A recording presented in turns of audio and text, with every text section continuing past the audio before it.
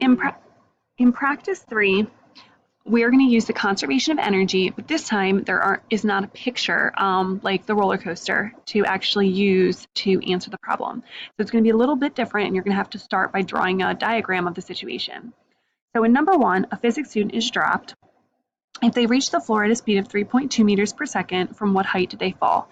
So the first thing that you're going to do in the problem is kind of draw a quick sketch to visualize what's happening.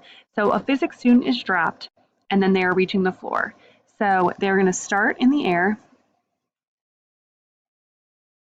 So they're dropped, and then the second situation is they reach the floor.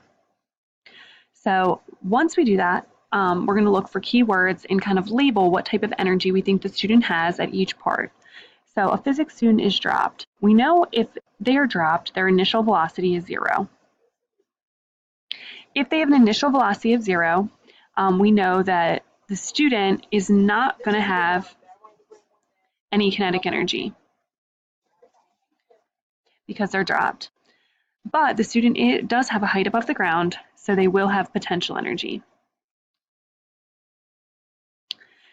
Once the student hits the ground, we know that they reach the floor with a speed of 3.2 meters per second. So we know that they have kinetic energy.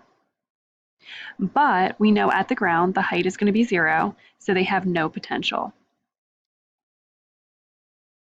So after we visualize a situation and label the type of energy that we know the student has at each point, we are going to use the conservation of energy to solve. So the conservation of energy tells us that the total energy that the person start with is going to equal the total energy that they end with. So if we're looking initially when the student is in the air, we know that the kinetic energy is 0, so there's no kinetic energy. The student only has potential. When we look at the ground, the potential energy is 0 because there's no height, and the student only has kinetic energy.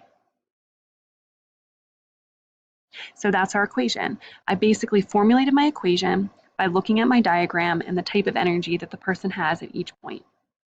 So then what I'm going to do is I'm going to plug in my variables. So potential energy is mgh, according to our equation sheet. Kinetic energy is 1/2 mv squared.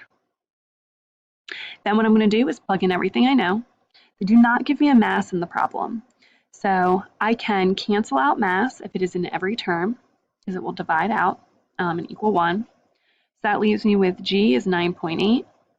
My height is what I'm looking for. I want to know from what height did the student fall, so I'm going to keep my variable in there. And my speed is 3.2 squared. And then I just wrote 1/2 is 0.5 to make it a little easier in the calculator. So I'm going to divide both sides. Divide both sides by 9.8. And I'm left with my height of 0.52 meters.